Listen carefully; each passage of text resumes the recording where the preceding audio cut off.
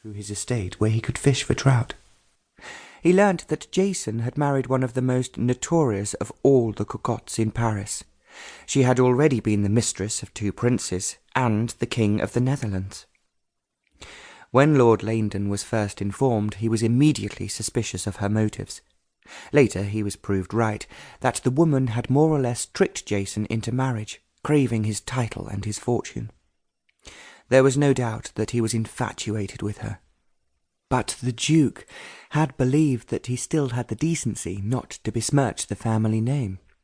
So how could Jason marry a woman who they would be ashamed to put on the family tree? The Duke wanted to find excuses for his son, but it was impossible to escape the anger and the disapproval of his relatives, besides the humiliating pity of his friends. "There is nothing I can do," he wailed to Lord Lainden in a broken-hearted voice. "Nothing," was the reply, "except make sure that Jason stays away from London, and perhaps in time this will all be forgotten.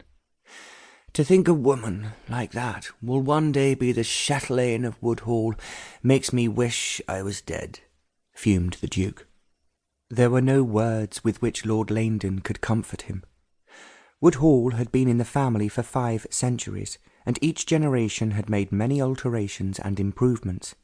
Now it was one of the most famous ancestral homes in England, and its collection of pictures, furniture, and silver was spoken of with awe. The woman who Jason had married would reign there in state. Worse still, her children, if she produced any, would be an unthinkable insult to the Marchwood name.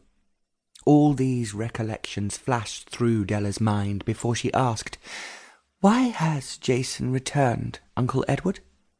"His wife has very conveniently died," he replied, "and he has apologized to his father for his appalling behavior." "Apologized?" exclaimed Della.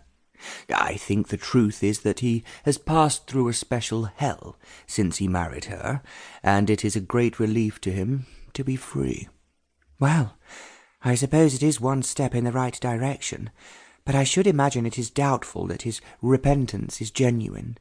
She spoke rather sarcastically, because she had never liked Jason. Of course, he was very much older than her, but even as a child she considered him an unpleasant man.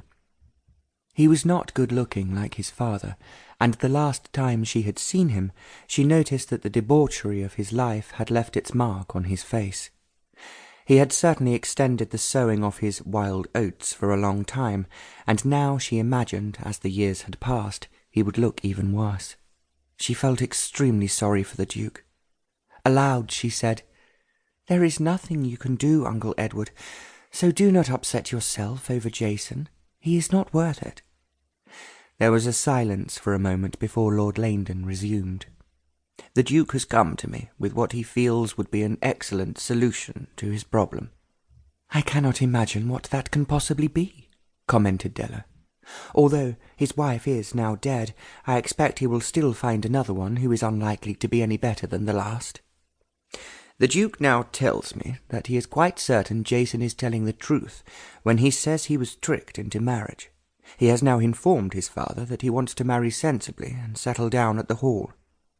"If the Duke believes that," answered Della, "he must be a great optimist." "He wants to believe him, and he asks for our help to ensure that Jason keeps his word.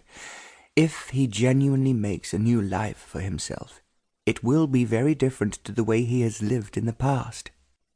"I would not bet on it," said Della scathingly. "And quite frankly, Uncle Edward, I resent you being worried and upset by Jason." Her voice became scornful as she continued. "He has behaved abominably, as you well know, made his father and mother miserable, and reduced a great number of his relatives to tears." She had a feeling her uncle was not listening, but carried on insistently. "One of them told me, when we were last in London, how ashamed she was that Jason was her cousin. In fact, she often thought that people looked at her in a criticizing manner in case she resembled him in any way." "I can understand that, but the Duke is absolutely convinced that Jason has now seen the error of his ways, and of course he wants to believe his son." "He will be lucky if anyone else does," remarked Della. Her uncle gave a sharp look.